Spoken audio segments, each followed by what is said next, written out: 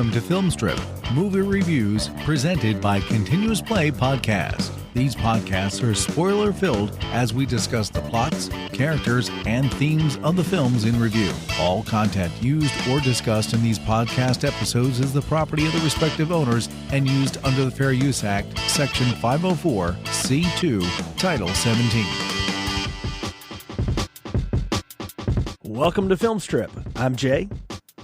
I'm Brian. And I'm Ron.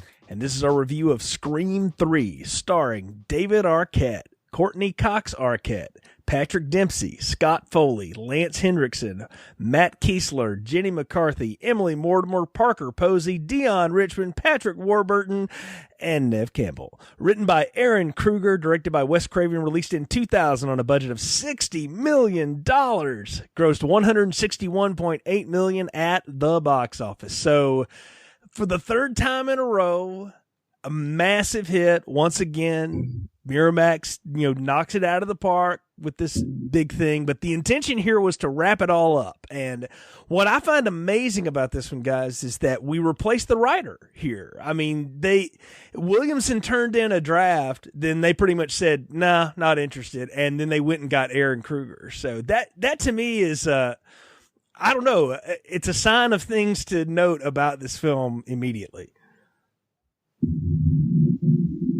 Yeah, throwing out the creative vision of the guy behind the first two movies is probably a bad idea.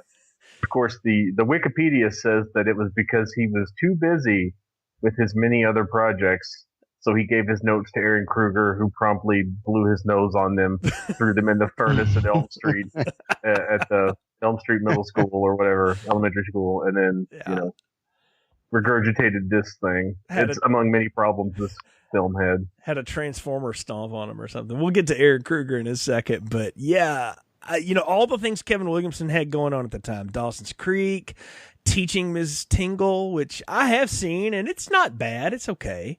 I'm not a huge fan of it, but I kind of like that one. But he was too busy to do this anymore, so they decided, hey, we're going to go with somebody else. And I know Aaron Kruger, he's written a lot of the Transformers films, like he did 3 out of the 5, and his big spec script that got him like hot in Hollywood was for a movie called Reindeer Games with Ben Affleck. Either of you ever seen that one?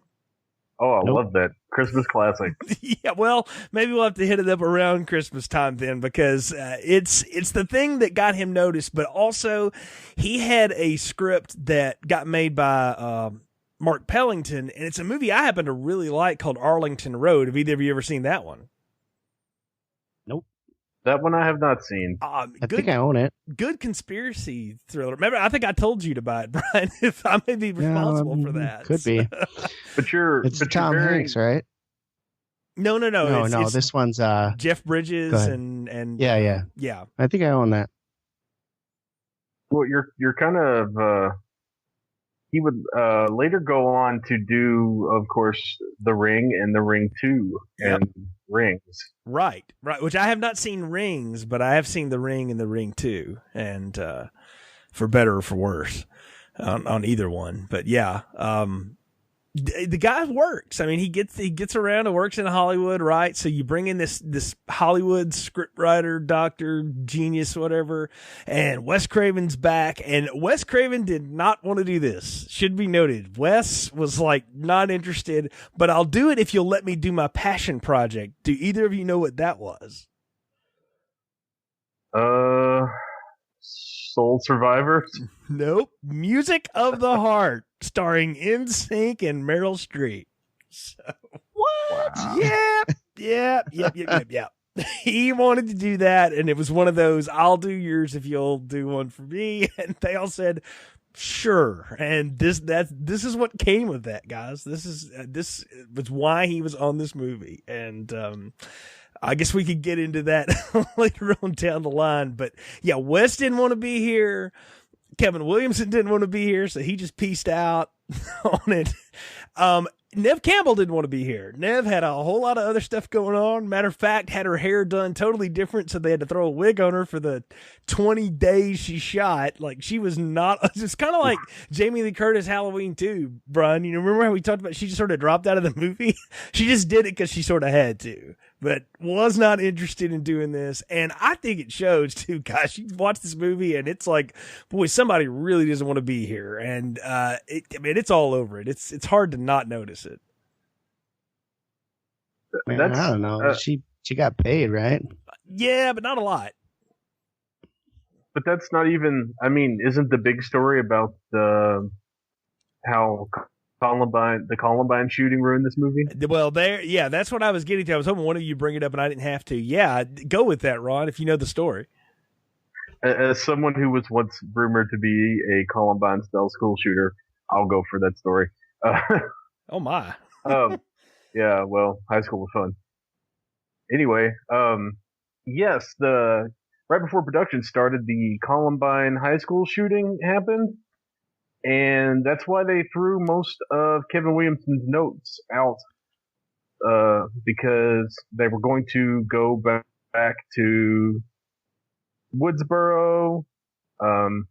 They thought that having the association with a high school setting, like in the first one, would attract a bunch of criticism, blaming violence on the movie production. And then so instead of doing a horror movie, they tried to make it more of a comedy, more of an act. They threw out the part where Sidney Prescott was going to be more of an action-oriented heroine, simply because they didn't have her and because Wes Craven didn't like the idea.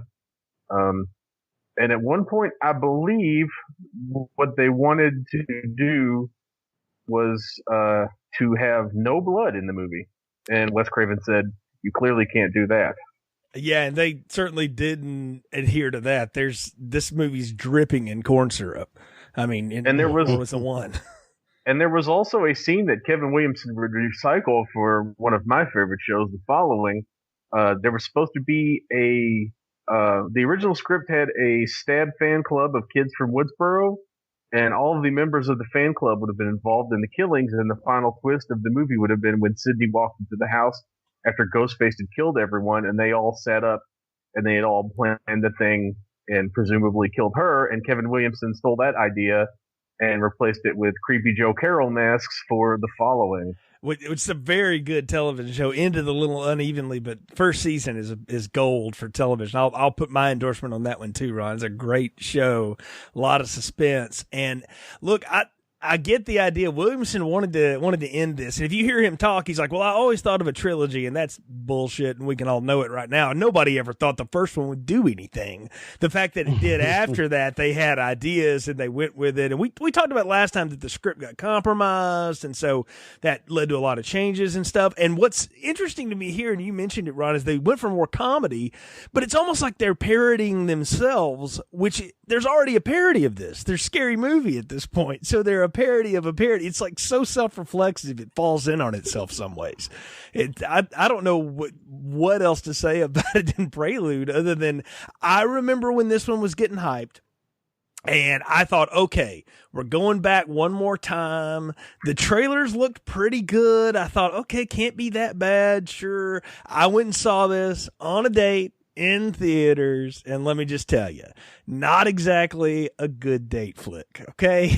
Not what you want to, did not go as planned. Mostly, and I'll talk about this somewhere, but you really miss Kevin Williams's touch with dialogue in this. Like, they just replace it with people dropping the F-bomb every 12 seconds. Like, that's the only thing they know to do. It's like, just let them curse, And that's what everybody does throughout this film. And boy, we get a real uneven thing here, in my opinion. I mean, I remember walking out of the theater going, I don't know about this. I felt weird about it. Do either of you remember seeing it when it came out, or did you wait for video? Video for me. This is the first time I've ever seen it, so I came in dry for this one. Oh, wow. I will say it's probably the third funniest scary movie in the Scary Movie franchise, if you want to class it as a comedy. Yeah, I think it probably works better on that level than anything, and I do think Columbine certainly influenced that, and along the way, as it did with many other things at the time. I mean, it was hard not to be influenced by that particularly in popular culture with the way things got portrayed and how everything went. But gosh, like I say, I remember seeing this and then I promptly forgot it. I think I've seen this maybe 3 or 4 times all the way through, including this time to watch it for this. And wow. I mean, I think I texted one of you that I realized we were in for a rough day because there was a Creed song in the first 10 minutes. And I just... No, you said there were 2 Creed songs. Yeah. I just knew that there was going to be a problem. We can get to that. So, Brian, it's your turn now. Hit us up with a plot summary. Tell everybody what Scream 3 is about. Sidney Prescott lives a life of seclusion in the California mountains, working as a crisis counselor and shielding herself from the dangers of the outside world. Meanwhile, Stab 3, Return to Woodsboro, is being filmed in Los Angeles, and another ghost-faced killer reads the script and is murdering the characters in the same order that they die in the movie, starting with real-life Cotton Weary, who is cameoing as himself in the film. Predicting who will die next is not as simple as it might seem, though, since the producers have 3 different screenplays with different endings. Turns out the whole thing is orchestrated by the director, Roman Bridger, who is the illegitimate son of Maureen Prescott, Sidney's mom, who had him during her short time in Hollywood. After Maureen rejects him 4 years prior, he learns of her philandering ways, uses the affair with Billy Loomis's father to motivate Billy and Stu. I lost my spot. Billy and Stu to start the murder spree in the first movie. Also, he can rob Sidney of everything she had that he didn't have and ultimately kill her. In a showdown at a Hollywood mansion, Sidney finally gets the best of Roman and stabs him with an ice pick. Sounds a lot like Basic Instinct. Dewey steps in and finishes him off with a gunshot to the head. In the end, we see Gail and Dewey get engaged, and Sidney, along with the detective from Hollywood, settle in to watch a movie with Sidney no longer obsessed with locking herself from the outside world. Ooh. Good summary, and I think kind of the quick way through the movie. That's certainly what you gave us there, because there's a whole lot else that happens. We talk a lot about Sidney in this plot summary, and that's funny because she's barely in the damn thing. Yeah, she's very much the Poochie of this movie. Whenever she's not on screen, people are talking about her.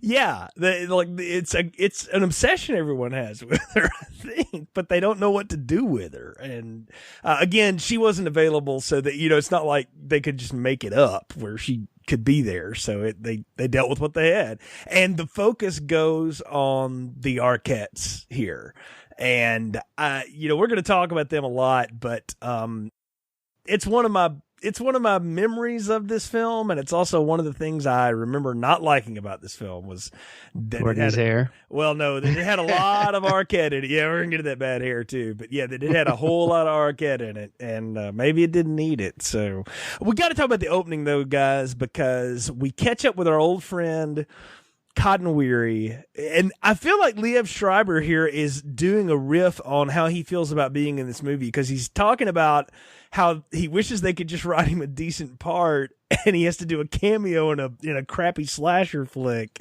because he's this, that, and the other. And Cotton has become Geraldo-ish, but more sleazy, like Morton Downey Jr. style. No, he's totally a Maury Povich rib. Maury Povich. Okay, you think 100% Cotton is Maury Povich?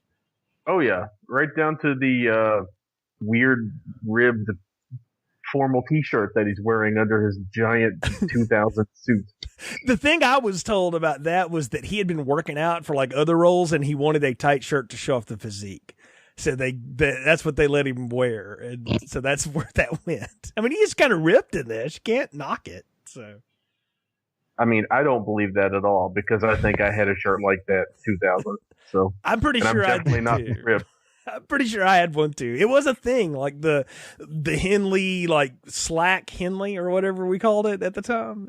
Yeah, I think that's probably what it was. But I don't know, man. We get Cotton on the phone here, and is it me, guys, or is voice scream person like a lot more chatty this time? No, I think he's the same. No, I think I'm going to agree with you. I think he's a lot more chatty because I think it's really cheap to have a guy sit in a booth and say creepy sounding things. And it's a great way to kind of get around the fact that you don't have your movie planned out before you start making it, and you need to cut it together in the editing room. Well, I don't know. I mean, if you watch the first one, he was really chatty in that one. it wasn't the first bit, but it's just it's a bit of a change though, because it's a little more aggressive, but it dies off. That's the thing, is like it's chatty, but then it stops being chatty because I guess Roman got bored.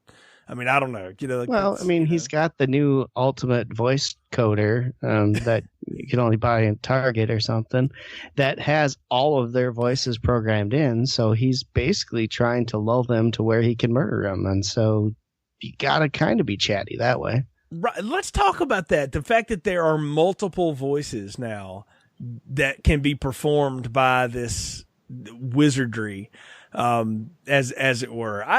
I found that to be a real change of pace from things. Like I didn't expect that, because and some of it, I mean, I understand how it works. Like I get the tech of it, right? But I don't understand how the character actually had access to some of those voices that it does. Like who?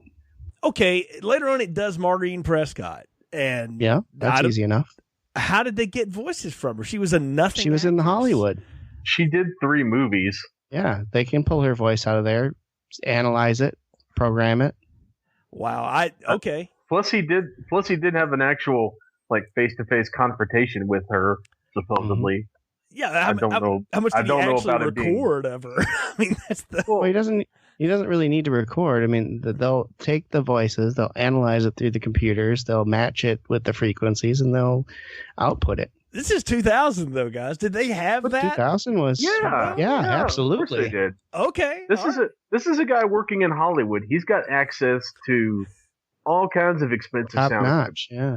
Okay, that's an interesting take, but I'll give the opening thing this, where we get Cotton right, is Ghostface Roman, as it is, traps him in his like sleazy ways. Like he starts coming on to him and then starts telling him, "I'm going to murder your girlfriend, the mom from Gossip Girl in the shower, who's walking on a hardwood floor with wet feet, so she deserves to die anyway."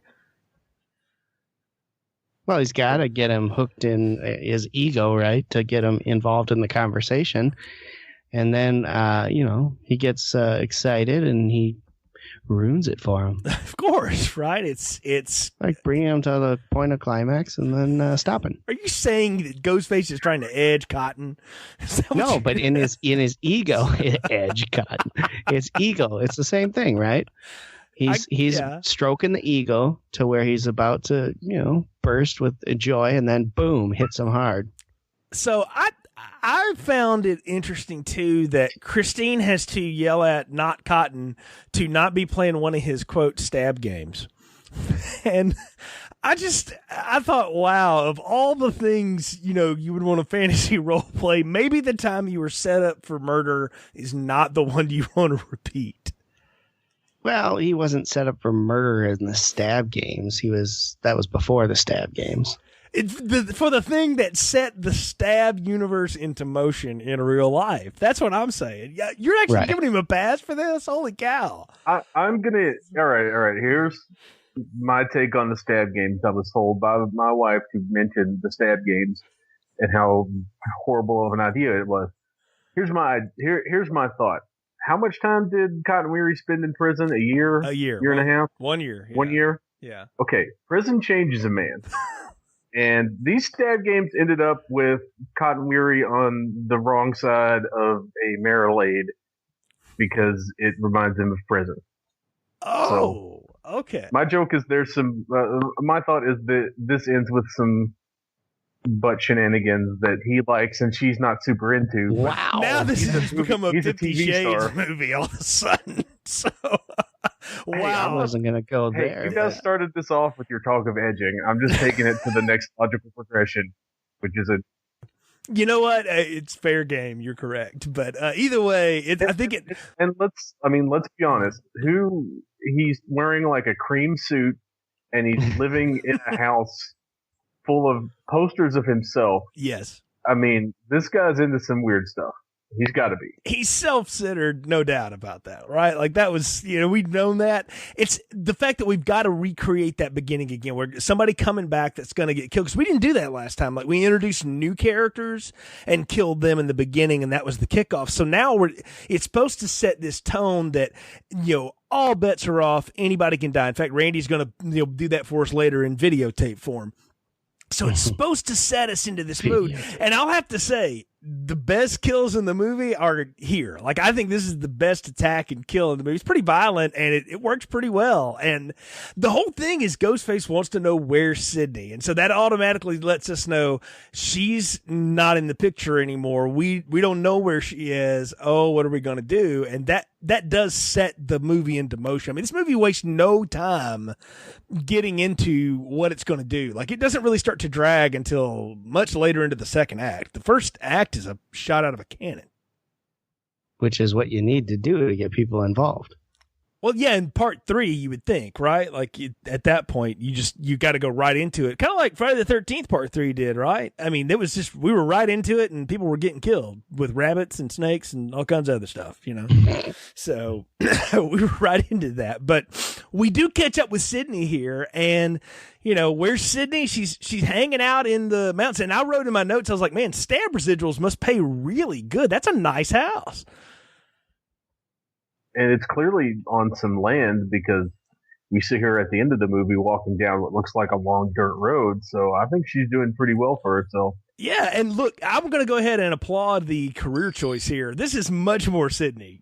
Crisis counselor, yes, I could see this. Like, that makes total sense. Not actress. Like, that and apparently she graduated from college and got some sort of degree in counseling in 4 years. She must have been on one of those fast track programs. Yeah, accelerated program, something like that. Maybe there's, like you have that rule, if your roommate dies, you get straight A's. Maybe like with everybody getting murdered around it, like, look, you can go ahead and have the BA, just come back for graduate school. If your whole family gets murdered, you get a free master's degree. Maybe that, your boyfriend gets shot in front of you and you shoot another person in the head before your 21st birthday. Yeah, free master's degree. You qualify. So, but anyway, I like the new Sydney here, though, and I like the fact that she seems to be comfortable in this skin for herself. Like, she's not doing things that put her at risk or make her seem like she's out of water anymore. I kind of like that turn of the character. I just wish there could have been more of her because she's the central point of all of this, and then we just don't get her anymore.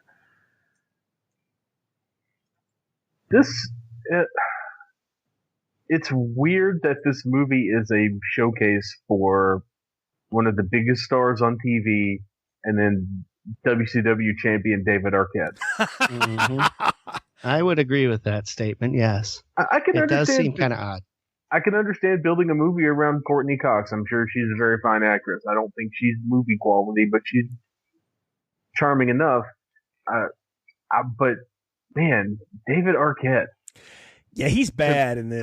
Talk about making you miss Jamie Kennedy. The 4 seconds we get of Jamie Kennedy, I was like, oh, why did Randy have to die last time? Like, it's so evident that energy is not there anymore. And Arquette is he's terrible in this. Like, is this before his championship run, Brian, or after? Depends. When did it come out? This came out in 2000. It would have been filmed before. Yeah. So this for is sure. This was. But this when came it out came out, this came February out 2000. Yeah, that'd be before. It was supposed to be in December. They moved it out a little bit to finish post production and to also distance from the Columbine thing. Y'all happened in April. That lasted through the end of the year, really. So they wanted to get into February. And there's also, you can make that theory about studios drop stuff in January and February because they don't know what else to do with it. And so maybe they looked at it and they're like, yeah, we'll just throw that in February. And look, it made a lot of money. So clearly that worked. But can we talk about how they apparently shot 2 hours of Randy footage to put together that 3-minute scene? You're kidding me. I didn't know that. Wow. Yes, they apparently shot 2 hours of footage just to have Randy on the screen. That's among many of the things they did. They shot that opening a couple of different times, varying the amount of violence and the successful ability of Cotton Weary to fight off Ghostface, which, as we talked about before we started recording, Liev Schreiber's literally half a foot taller and probably 50 pounds heavier than the person playing in the Ghostface mask. So, you know, it's a kind of a ridiculous fight scene in and of itself. And then they also shot 3 different versions of that stupid epilogue scene at the end of the movie. Oh, with the you have to come and watch it with me, Sid? Yeah. So, yeah, we're going to talk about Patrick Dempsey in a second, but yeah. Yeah, Patrick Dempsey has absolutely ridiculous hair. So, all right. So you're telling me Miramax had a production that shot way more film than necessary? Saying so. I know you're stunned, right? Yeah. So, I mean, really, but no, like this whole thing seems like let's take every chance we can to just throw everybody we've got into this thing. Like, okay, first things first, we got to talk about Gail Weathers and that lousy haircut. Speaking of hair, who on earth thought that was a good idea? Not a good look. Not a good look for Courtney in this at all. That was the look, yeah. Oh yeah, that was the we're literally like, I don't know, 5 minutes into the movie and I'm already sitting on my couch making fun of it, starting with how she cuts her own hair.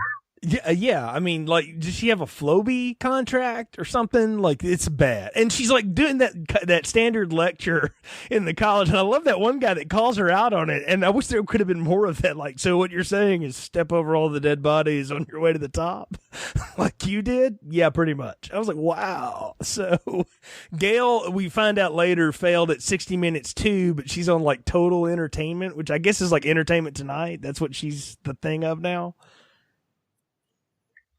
Did you know that the students who confronts Gail is none other than yet another Arquette, Richmond Arquette? How many are there? So I feel want to know. I feel like the Arquettes and the Baldwins could have had a hell of an 8-man tag action going on back in the day, but though I'd give the edge to the Baldwins for just being a little more beefy.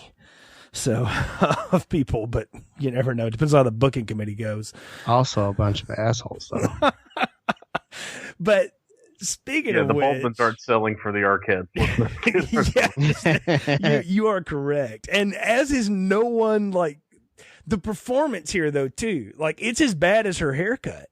Like Courtney Cox, I think you're right, Ryan, is good in certain things. And there are things on television where she's really good. Like she was good on Friends. I didn't watch that show. I didn't care for it, but what I've seen of it, she's fine in it. I did like her in Cougar Town, and she was in that other show that was like a tabloid thing on FX. I can't remember the name of it now. The Dirt. There we go, The Dirt. And she was good in that. And I'm like, you know what? She's fine in that kind of thing. Like she's not a big movie star, but whatever. Not everybody is. She's mostly fine, but she's giving a bad performance behind a bad look. And I'm going, honey, they put the movie on you and your dude here, and you two are not giving me anything to care about. And I don't know. I had a real like first time I felt like I really want Gail to die. Like, and not like, I don't want Courtney Cox to die, but I'm like, why can't Gail die in the opening? Like, that would have been awesome. Who gives a crap about Cotton Weary anymore? Like, why couldn't Gail have bought it coming off of her, sleazy TV show? Like, wouldn't that have made more of an impact? I think it would have been a better movie if you kill Gail as well. I don't think she knew that the movie was riding on her shoulders until it was done. I really don't think anyone told them, hey, look, we've only got Nev Campbell for like 20 days, so this is your movie, Courtney. Have fun with it. I think she thought most of her performance was going to end up on the cutting room floor, and they just kept everything. Well, you think they couldn't have figured that out on the fact that, who's not here? Nev. Like after they shot this for probably 100 days, they couldn't figure out she wasn't there for any of it. I mean, yeah, I don't know. I think you guys are over analyzing it here. I mean, welcome to the podcast. You're working across from David Arquette. Okay. There's not a lot to work with on that. However, when he acts like a dumbass, which is normally what he does when he acts, how do you play along? You act like a dumbass. So I think that they're trying to, they are trying to set up the fact that these two have a really awkward relationship, and when they're around each other, they act weird, right? And what I don't get is why they keep coming back to these two if they always hate each other at the end of the movies. Or after the movies, I should say, are over. But she should have gotten more mileage out of working alongside Parker Posey, because Parker Posey's great. Okay, can we talk about that too now? Because I said it when we were just chatting. That's the best thing in the movie. I think Parker Posey nails this. I mean, she's so much more interesting as Gale than Courtney Cox is as Gale. Like, I like her character as the actress, the neurotic actress that brings Dewey around so she's basically just using him to be able to get inside the Gale head. And what we find out is she's the only person that's played the same character in all 3 Stab movies. Everybody else is somebody new. You know, David Schwimmer left and Tori Spelling didn't come back. I'm like, well, you can't get those people back. You know, we know what we're dealing with here. And I like Graham's the fact not there. Yeah, but I like the fact that she's like so into it and she's such that stereotypical actress that's trying to get in the role and stuff. And Parker Posey's just goofy and fun anyway. Like, her goofy, I like. Courtney Cox trying to be goofy opposite of David Arquette is really, like, bad. But I think what they're trying to set up is that both of those two characters are actually really awkward people. I mean, obviously, Gale Weathers is a ruthless reporter, but when she's not reporting, she's just a weirdo, right? And I think that's what they're trying to do. And Parker Posey's character is just trying to be Gale Weathers as the reporting person, and this is Gale Weathers in her normal everyday life. Awkward, bizarre. I mean, I can see why you make that argument, but I don't think that's something that they successfully pull off. Yeah, the problem with it is that I'm not invested in Dewey and Gale's story, and they try to make us this way because they figure out that the killer is now killing people in the order that they die in the script. And we learn after some production is being shut down and stuff that Gale is supposed to die in Stab 3. All right, and so she dies next, or maybe not, depending on the version of the script. So there's that little riff on that too. But that's supposed to like put us in peril. But unfortunately, I never felt like at any time Gale was like in danger. You know? Well, didn't you want to know who the other two that were next to die were? Well, yeah, and they never shouldn't we know tell that? us. Yes, they never. Thank you, Brian. They never tell it, and it's another one of those things. It's like they're killing people in the style of the names, and then they just drop it. You know, I feel like it's one of those things that got written in, and then all of a sudden, nah. And look, they started shooting this without a finished script. Kruger was like literally in an office banging out pages and faxing them over to the set as they were shooting this stuff. So I don't know how much that to sounds blame. just like the movie in the movie. Right. Well, and that's the thing is Wes Craven in his New Nightmare super meta way, and also who is all he's thinking about is Meryl Streep and NSYNC, you know, at this point, doesn't care. So the more inside it can be, that's why we have Jay and Silent Bob walk across the damn screen, you know, Yes, because let's just get everybody from Miramax in Connie Chung. Can we talk about Jenny McCarthy, a bad actress trying to play a bad actress? Was that not hilarious? Yes, who complains about being killed in the second scene in the movie and is killed in her second scene. It's phenomenal. That was pretty funny. The fact that she's sitting there reading these lines like a bad actress when that's probably her best acting is even more hilarious. No, look, I want to say my favorite part of that is Scott Foley, who just listens to her vetch on the phone, is like, okay, let's run the scene. You know, right? Like, I guess Just that's what care. every director has to do, right? Is, well, we'll just run the scene. You know, we're just going to keep doing it. And I thought that was funny. And look, I liked her death. Apparently, it was supposed to be much more gory, and they had to cut it back a lot, like she was going to get decapitated or something. But they cut that way back. But it was fine. But then that's supposed to set everything again into this. We have to worry about what's going to happen with Gale, the real Gale Weathers, and we don't really know, right? So it's I mean. the thing is, they have this whole exposition scene where they are all sitting around going, somebody on this film is trying to find Sydney. And the problem with that is we as an audience already know that information.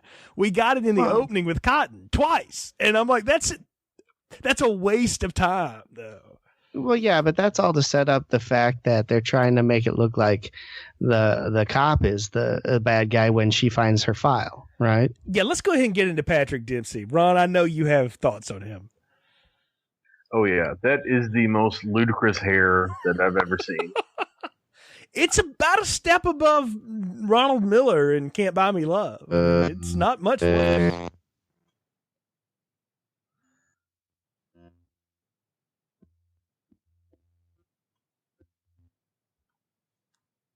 Hello? Hey. Hello? Okay, everybody turned into Mr. Roboto there for a second. I don't know what happened, but... Oh, I lost everyone completely. Okay, so last I said was he's just a step above Ronald Miller from Can't Buy Me Love. It's just so... It's such distracting hair. And it completely... I don't look at a guy with that mop and see like a detective. I look at a guy with that mop and see a waiter who wants to be an actor. He does have that going on. I was trying to figure out what is it about this guy that I'm not getting off of. And it wasn't just that he wasn't being a good detective. There was something else, and you're dead on. It is that he comes off more like a waiter than anything else. It is so ridiculous. And he is like the most emotionally overwrought police officer in the building. You know, like what's your favorite scary movie? My Life. His partner's so much more interesting.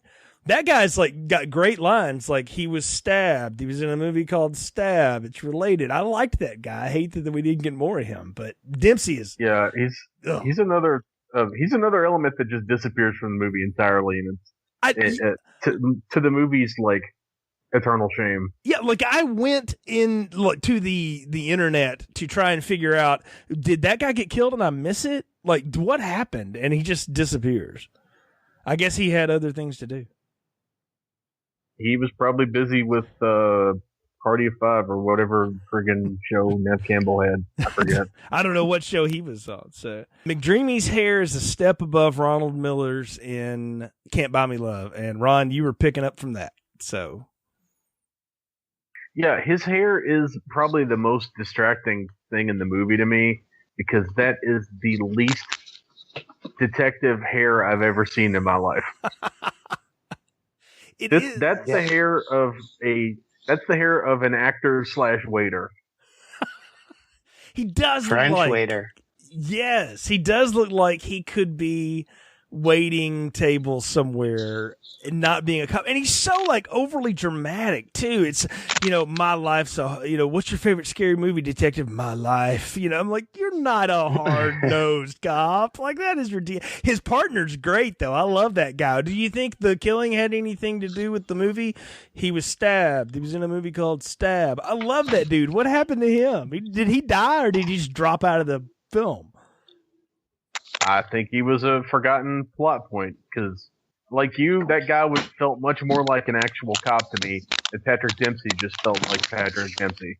Right. Like, look, I've gotten into watching that show Blue Bloods, and if Donnie Wahlberg can convince me he's a cop, there's hope, for acting. And I'm about to say Donnie Wahlberg's doing a better acting job than Patrick Dempsey. And I've seen Patrick Dempsey in stuff where he is good. That's the thing. It's not like he's just awful, but this was before Grey's Anatomy, right? Like he was like nobody at this point. Would anybody even know who he was? Yeah, this was well before. Yeah, this was well before Grey's Anatomy, but he'd been in some like garbage. He was in the Fast Times TV series. Wow, he was in Meatballs. He was in Meatballs 3. Wow. And I mean, this is the same hair that he probably had in Can't Buy Me Love. So yeah, it's not that. They keep leaving these things though. There's all these pictures of Maureen Prescott at all the crime scenes, right? That they keep leaving around. And was it any surprise to either of you, like, did they deliver a backstory on her? And what did you make of her backstory, that she was this B movie actress that got involved in a couple of orgies and then went to live in suburbia? Shocking. No wonder she's a whore. I mean, they could have had. Say that out loud. They could have had Everclear just do the Volvo driving soccer mom a few years early, because that's pretty much the plot of that song, you know. I mean, once a woman's had Lance Hendrickson, you can't go back to normal life. Oh wow, poor old Lance. Oh boy, genre whore, Lance Hendrickson, as I like to call him. I did enjoy the fake Terminator robot behind his desk. Yeah, did you like that? Yeah, they couldn't get the real one, so I'm sure Cameron was like, no. So they went with the Asylum ripoff or whatever that was, the Extermination Machine or whatever that thing's called. But yeah, I mean, we get all kinds of stuff. Like, here's the thing: we go back to Sydney for a minute here, and she's doing her crisis line thing, and the Ghostface killer calls her. And I'm like, how did Ghostface, your brother, get the number like that? They never. She called her. He called her home. Yeah, I'm like, that's supposed to be unlisted, like hidden. How did he get that? Well, there's always ways to find it, but yeah, I think that they never told you how, and that was Sydney's worry, is how he got the number, and we never resolved it. Which, whatever. But on the backstory of Maureen, man, this woman was a real bitch. I mean, she goes into Hollywood, she acts in a few movies, gets involved in orgies, she decides to leave, has a child in between there, decides the child is fuck all, so who cares, and then goes marry Sydney's dad, fucks around on him, and then we come back and little boy shows up and she wants nothing to do with him. They're making her out to be this really mean bitch. I mean, they weren't doing a lot for her reputation in that first movie when they talked about her flashing it around like Sharon Stone. And let's face it, nobody, your brother. Well, we Sharon saw Stone. that in this one, didn't we? Yeah, well, at least we didn't see all of it. Thank goodness. It wasn't a Rob Zombie movie or something. But it's really like, they do make her out to be like the worst person ever. And so why does Sydney care? That's what I want to know. Like, she's not a good woman. What do you care? Isn't that part of her like plight though in the first movie, was that she was coming to terms with the fact that maybe your mom was a big hoe? You know, like she has to deal with that. So yeah, now you pile on top of it that she was a deadbeat mom. Yeah, on top of that, that's the other part of Hollywood, though, that I do want to say, like, the idea, okay, we introduced the brother we never knew. Okay, now I can bang on that if I want, but then I have to retroactively say that I don't like that in any other thing, you know, the way I think. And, you know, I've changed my opinion about some of that stuff. Brian, we talked about that when we were doing the Buffy show, Art of Slaying. Like, at first, when I first saw Dawn, the character, come on in season 5, I was like, no, this sucks. Watching it again, I'm like, however, she's pretty good, you know, so... Dawn was a mystical sister. Well, no, not a real life. No. I'm talking about the element in a story of let's introduce a new character to try to spice things up and give you a twist you don't expect. Yeah. You know, I liked that in that sense, and it can work in other places. Like that's an old like Agatha Christie joke anyway. It's my brother you didn't know from my other mother or whatever, you know, like that's been around forever, and I'm fine with that. And I would have been fine with it here if I had ever known anything else about Roman. Like, how, I mean, you look, I know he's upset his mom, like, you know, didn't want anything to do with him. He did not have a bad life, guys. He was a successful music video director. He won awards. He was clearly well off.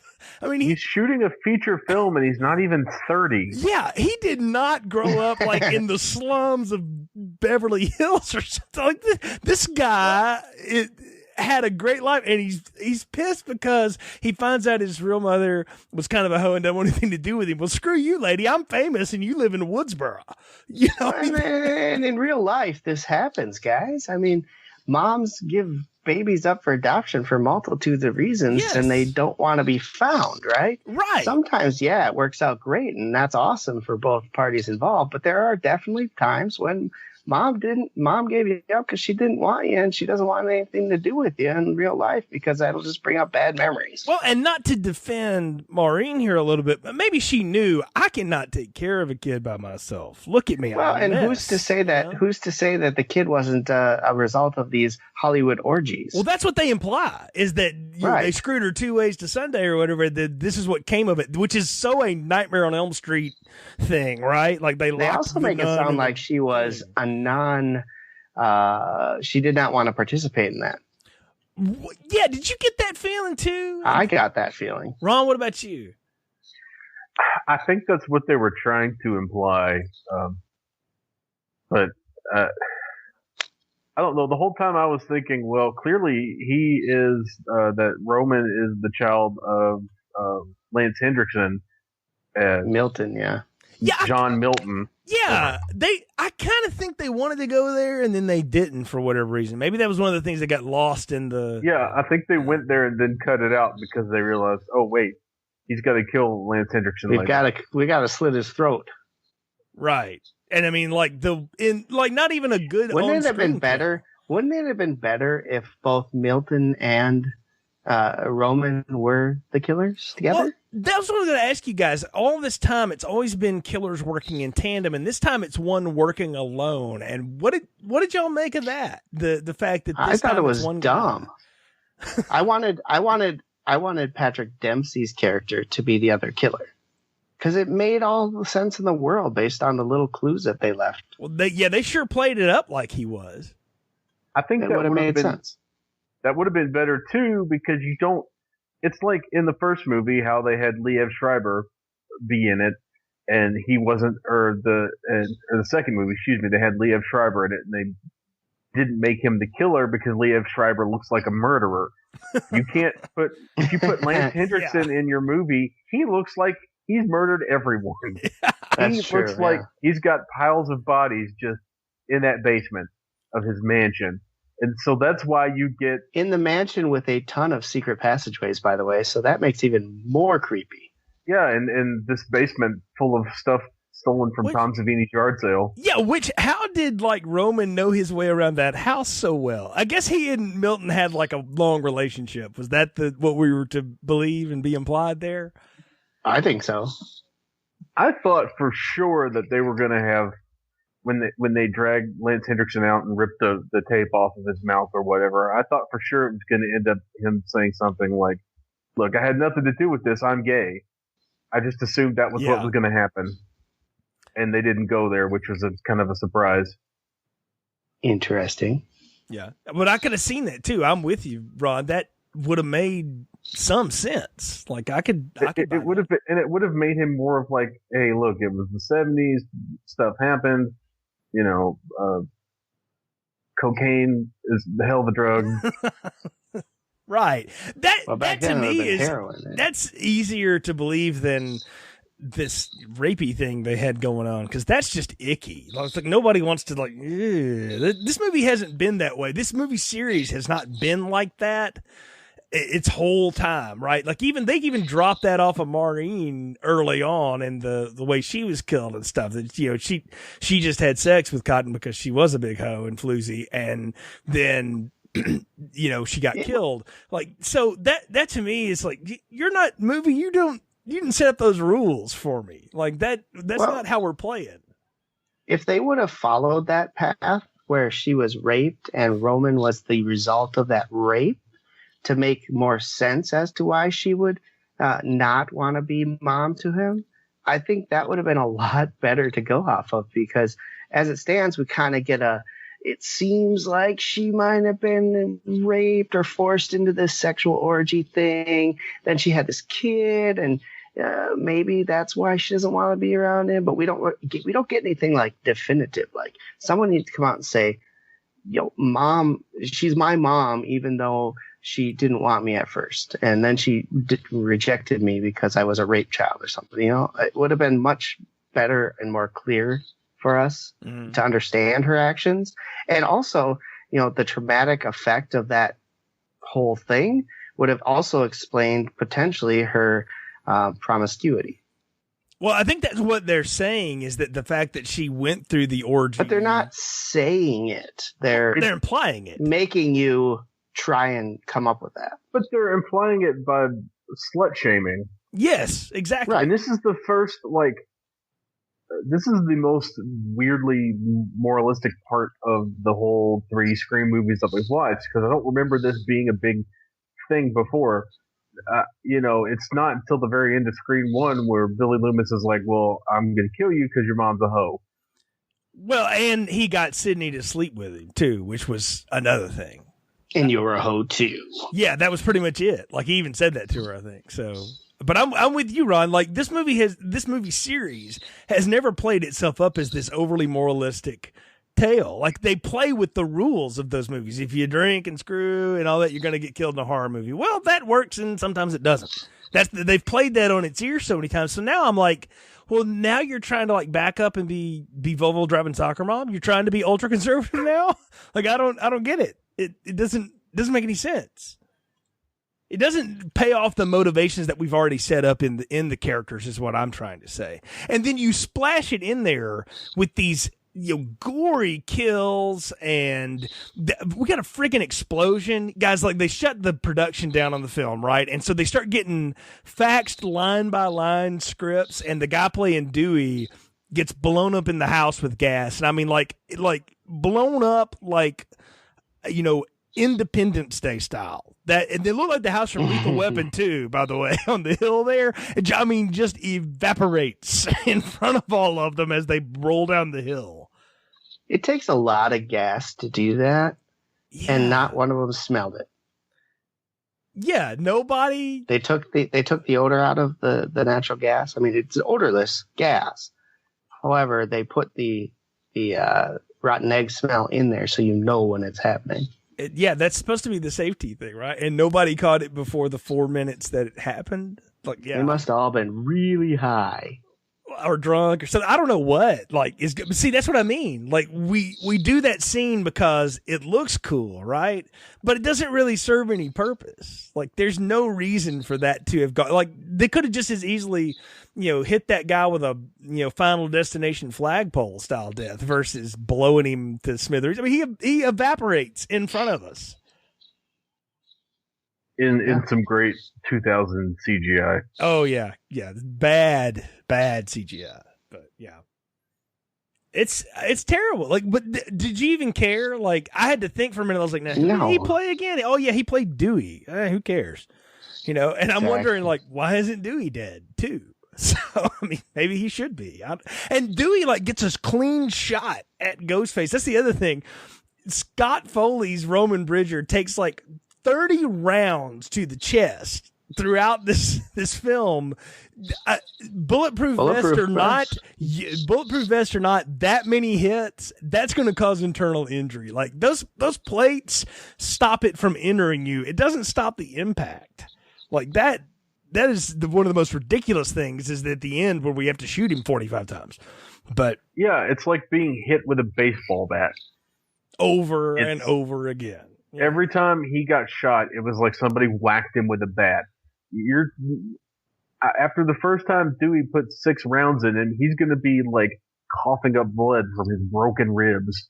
Yeah, and I mean, we get nothing going on. McDreamy, the cop, sucks. There's more marine pictures, whatever. And then I'm like, oh, Nev had a day off from Drowning Mona and came on the set. And I'm like, oh, she's still wearing the frat letters. And I'm like, well, we're still holding up a candle for Derek. Never mind that we never mention him. We never mention anything that happened at Windsor, except when we get the Randy scene in a little bit. Like, none of this matters. And I feel like they brought her back on so that we could have this scene with the random sister. And I read an interesting take online that said this is the producers and the writers introducing the idea of the sibling you didn't know about before they reveal it in the third act. They do it in the second act with the Randy. And I'm like, boy, somebody's really making up some time here, because this just seems like we're sorry we killed Jamie Kennedy and we're going to put him back in the movie. Yeah, and supposedly Gail's introductory moment where she's speaking to the assembled kids at a college is supposed to make us think of the college from the second one too. It doesn't. It makes me think of the far better scene in, this is going to be a weird statement, it made me think of the far better scene in Halloween 2 where Malcolm McDowell is doing like a press conference and complaining about his latte. That Halloween 2. Oh, okay. Yeah. Well, yeah, it's a better scene, and at least more interesting movie.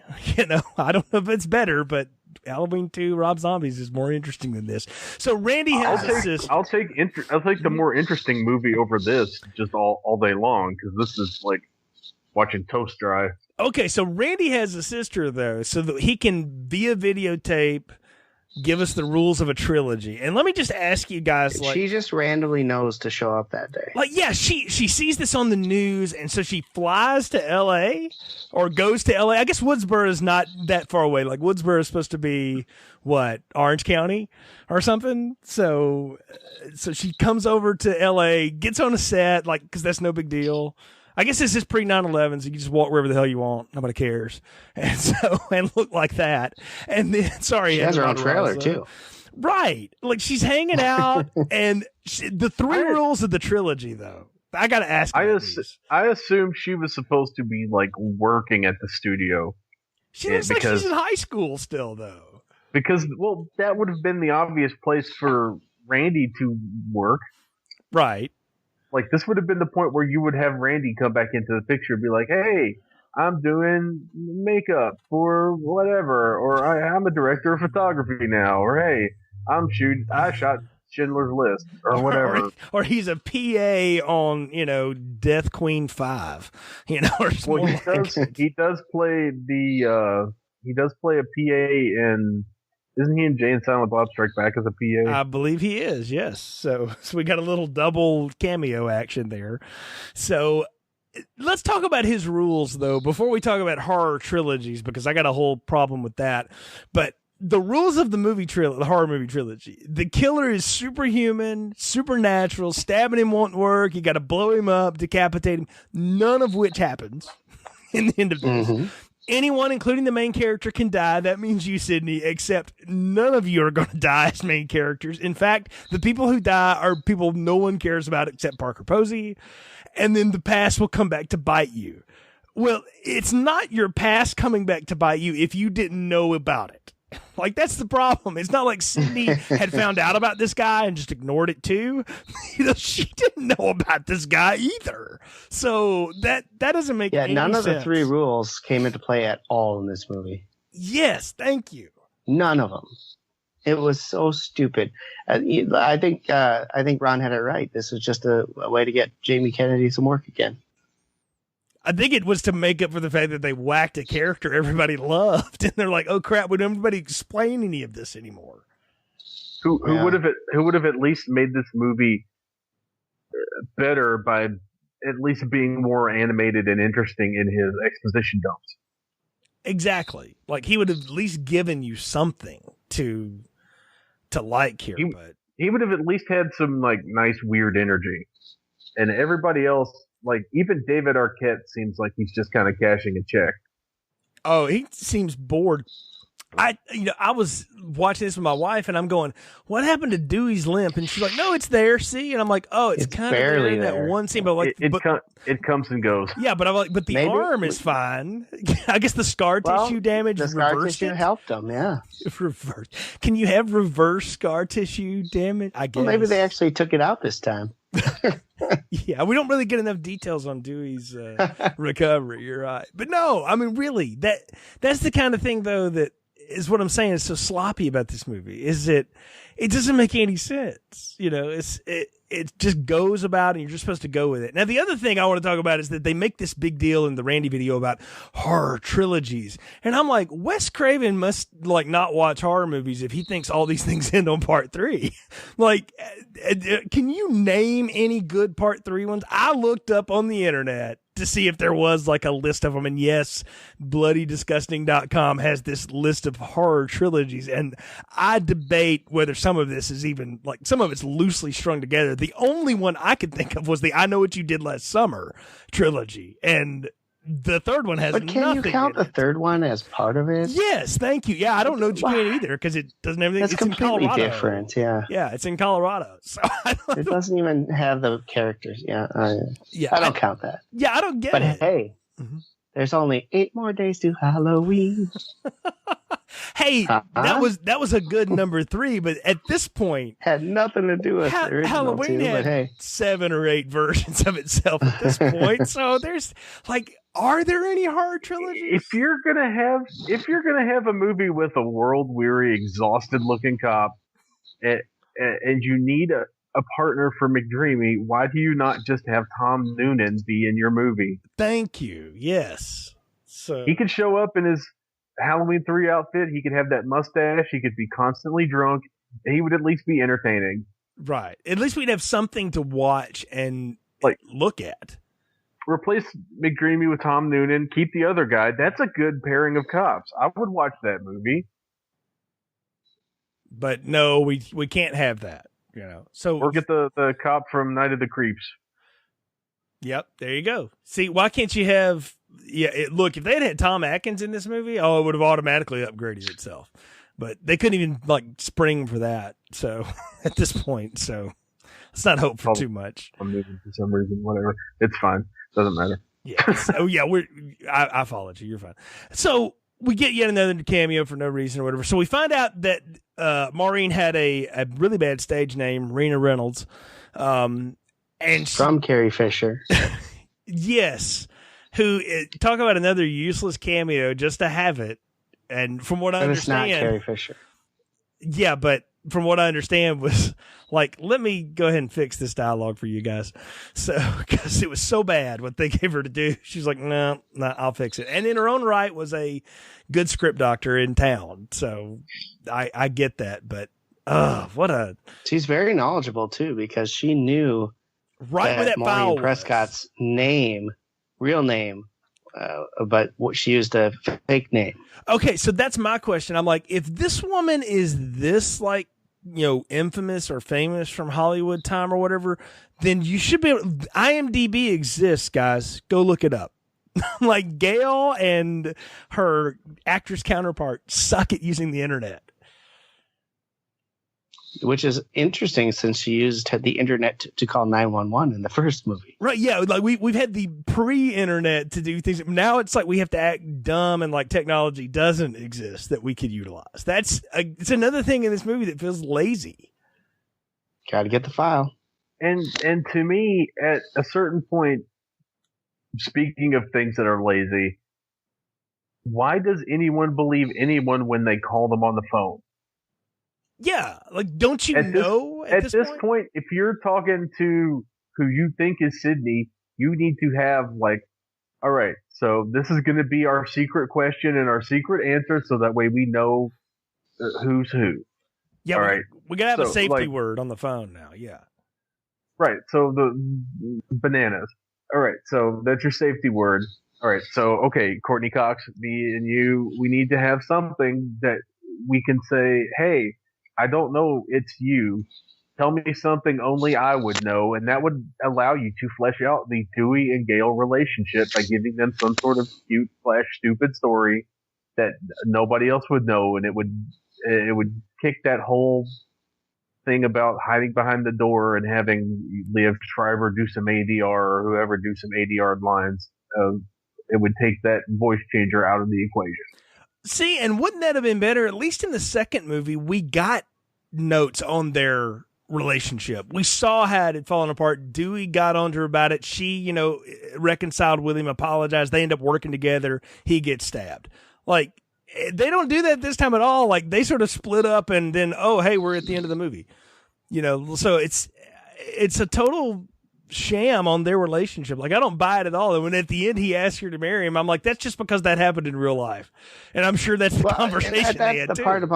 That's the part about everything that makes zero sense is that at the end of the last movie, she goes into the hospital, goes to the hospital with him, looking like they're going to start up this relationship. By this movie, they hate each other's guts. They're not talking to each other again. For how long, we don't really know. But then at the end of the movie, they love each other so much that they want to get married? How the fuck does that make sense? Again, it doesn't. I think it's one of those things that they threw in there like, hey, these two are married in real life. The audience will think it's funny. Go with it, kids. It's meta, guys. Yeah. They're not married anymore. Well, yeah, that'll be a topic for discussion next show. But so now we get haunted Sydney stuff here. And I do think the part when like they have her walk on the set and it's her old bedroom and stuff and like she's like in awe of it. I'm like, that is actually kind of cool. It's sort of fun. If you've ever walked around like a set on a television show or a movie scene and see how good the facade is, it's a little alarming sometimes, especially if you know like what the real place looks like. Like it can be fun to do. So I get that. But then like this whole haunted mother thing and she's having these dreams about this and what is that supposed to do? Like, I know Randy says that bit about the supernatural thing, but they don't pay that off at all. How does Roman know that he can get in her head that way?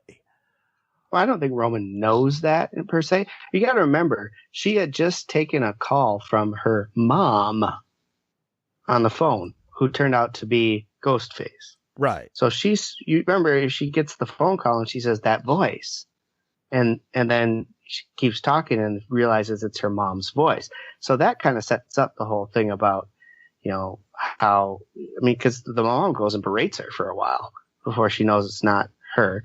So that sets up in her mind psychologically all these dreams I think she had.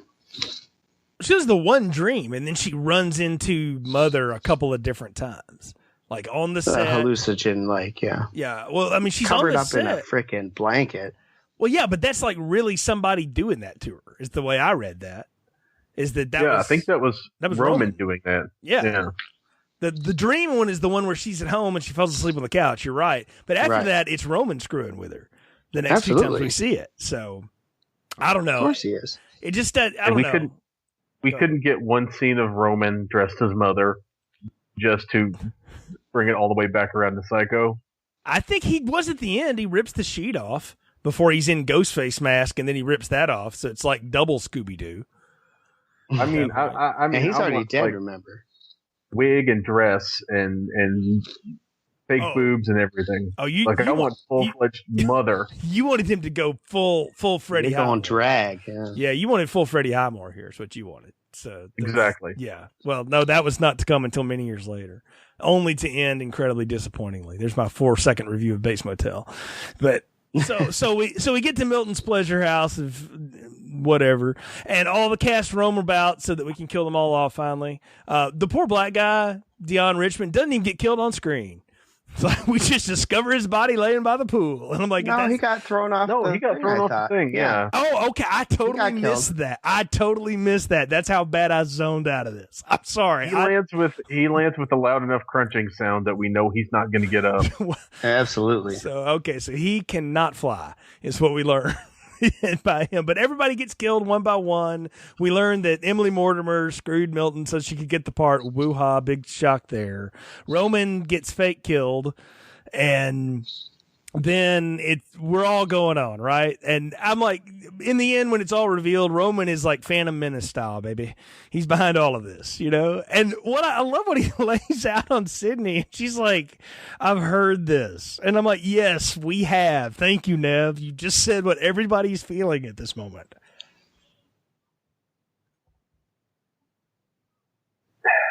Yeah, but does lampshading it like that excuse it? It's supposed to, but in my mind, if you're asking me, no.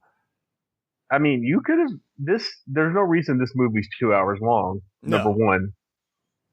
Number two, it's not funny. It's not like, oh, that's cute. It's a meta thing because, the other movies, blah, blah, blah. It doesn't work on that level like I think they want it to work. What about the twist that he's been behind it all, at least behind the first one from the beginning? He doesn't cop to anything that went on at Windsor College, so I guess that really was Billy's mother. And Mickey, right? But like he's behind all of this. Like they retconned the first movie. I hate that. It makes me hate the first movie. So. I think that was a bad move too. I mean, we don't need to know that he and Billy and Stuart were in it together.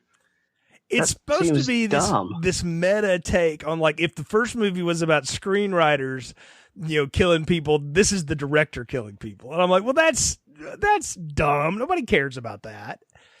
So it seemed half-assed as an excuse, right? Yeah. Yeah, it definitely it does not work. It just doesn't work at all, and it's not necessary. If you're gonna do that, do that. If you're gonna make him mad because Sydney got to have time with my mother, the whore, then make it that. That could have been his memoir. He could have written and gone on Ricky Lake or whatever. My mother, the whore. I mean, really, look, he's bitching about, I didn't have your suburban life. You're a freaking Hollywood director. You have awards. You're a millionaire, a-hole. So I'm like, I don't know what you're fussing about, but it doesn't make any sense that his motivation. No, I get it. Like, I understand why he does it. It's dumb. It's just like, man, is that all? Is that why you did all this? Damn, that's like wicked elaborate. So you could have just sued me, or whatever. But and he doesn't even have an out. Like, yeah, what's the end game here? He's gonna kill her. He's killed everybody. He's killed his career. The movie's shut down, and the whole cast is dead. The producer's dead. He says he's going to try to blame it on her, but you just ruined your shot at a movie. Apparently, revenge is much better. Does it pay well? Do you get dental with that? Can you eat revenge? Yeah, exactly. I got to know. Maybe he's another Cotton. Thinks that after he saves the day, he'll become famous. Maybe his movie career sucks. Well, he didn't have a movie career. He was a music video director, which I'm going to tell you, you can make a good living at that. So, I mean, there's a lot of people that have tried to cross over and went right on back, because, yep, I can do that. No problem. So less studio interference. But again, we get I'll tell you, Patrick Dempsey takes a good beating in the end here. I mean, he gets his nose cut off. He gets his arm broken. He gets the crap beat out of him and takes it pretty good. So, I like Nev Campbell fighting back a little bit. They gave a little bit of Ninja Sydney. We got a little. Do you like her killing someone though? No, you know what though? She's killed 2 other people, man. So at this point, I can't have a qualm with that. But so 2 viciously. or 3, yeah. She stabs him with an ice pick. I kind of would have liked it if that would be how she killed him, is she stabbed him. Not that he gets up and gets shot 40 times by Dewey, so we can let Dewey get a kill in and he hits him in the head with that 9mm. Like that was just ridiculous. Is that once again we have the comeback for the last quote scare. Is the use of the ice pick and another Sharon Stone reference? The Basic Instinct thing? I didn't think about it, but yeah, could be. Yeah, I mean, like it. Ice picking people throughout that movie. It's on a pun though. She's like stabs the name of your movie or whatever. Like that's supposed to be how it works. Like there's 3 or 4 different endings. I don't know if you guys saw any of the alternate ones or whatever. They're not any better than what this one was. Like one of them, he dies on the stabbing. Another one, she shoots him with the little derringer. It's it's ridiculous. Why would she not have gotten some sort of like self-defense training at this point? Why does she not know like Krav Maga? Oh, she does. Like she's got another gun hidden on her that he didn't know about. She does some karate stuff on him. Like Nev's like bad A in this movie. I totally got that. They just don't. Again, she's not in it enough for us to learn any of this stuff. But if I don't get why Wes Craven vetoed making her full Linda Hamilton. If she's full Linda Hamilton, this movie is at least slightly better. Like, I would have loved it if he'd been like, haha, this is my evil plan, and now I'm going to stab you to death, and she just starts breaking his arms and legs, and just, like, she completely, like, gives him the ending of Death Proof and just beats him to death.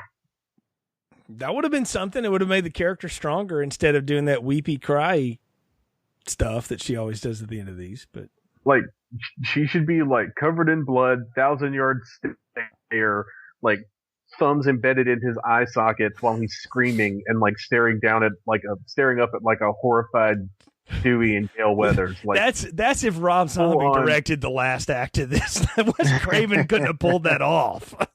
You know how awful that would have looked if he had tried to shoot that?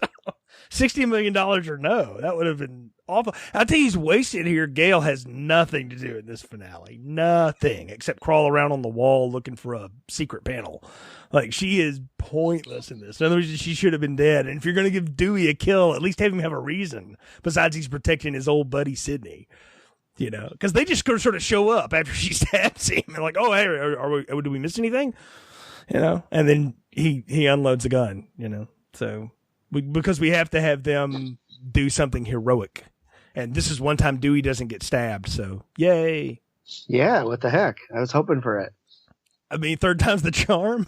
Is that what you're hoping It's become part of the movie. You got to have Dewey get stabbed somewhere.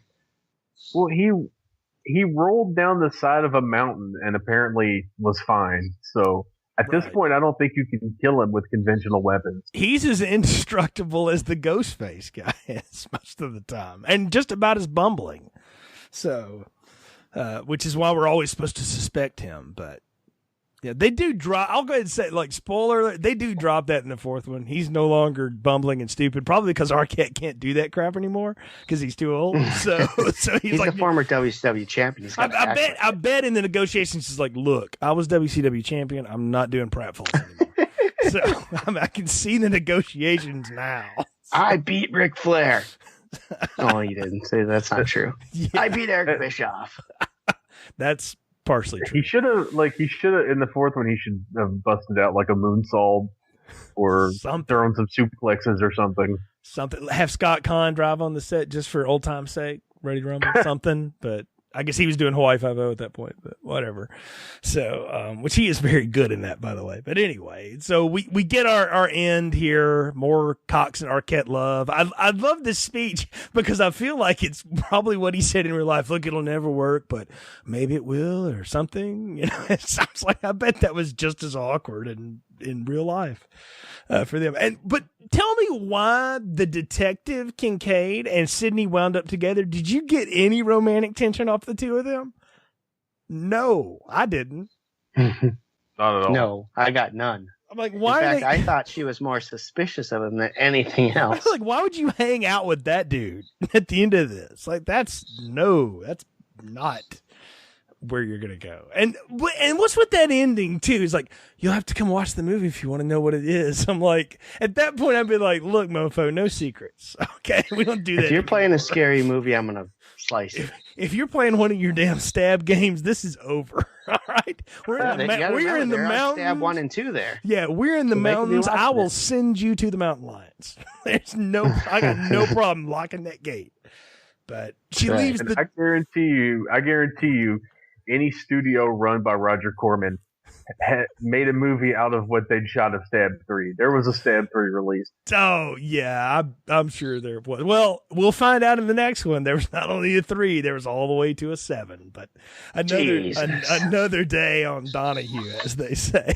Well, guys, I think it's time where we wrap up our shoot here on Scream 3. So what are your final thoughts and popcorn ratings for the film? Brian, we'll start with you. Wow. The weird thing is, I know I've seen these movies multiple times, but for the life of me, I couldn't remember this one either. And the last one I didn't remember a lot on. Yeah, I mean, I don't remember hardly anything off of this movie, rewatching it again now. And I was going into it thinking that this is one of the ones I actually liked. Well, I guess the only one I actually liked was the first one, but man, what a mess, I guess is the best word to put it. This is a small popcorn for me. I don't know that I'll ever watch it again. And I'm not really sure I want to watch number 4 now. Ron? Yeah, this is definitely a small popcorn for me too. And I can safely say that I'm not going to watch it again.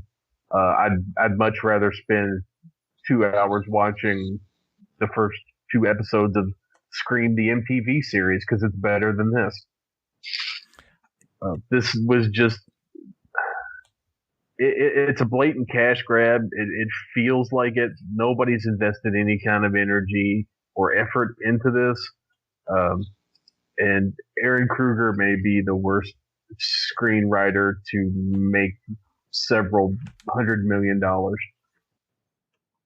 Yeah, he's joining a very interesting club of people that make things that no one seems to like, but they all make hundreds of millions of dollars at the box office. So I'm with you guys. Look, it's small popcorn city, and it's worth. And I'll say it right now. I've only seen the fourth one once, but this one is by far the worst one in the series. Like, there's no way that next one can be anything as dumb and convoluted and contrived as this. It is a production that shouldn't have happened.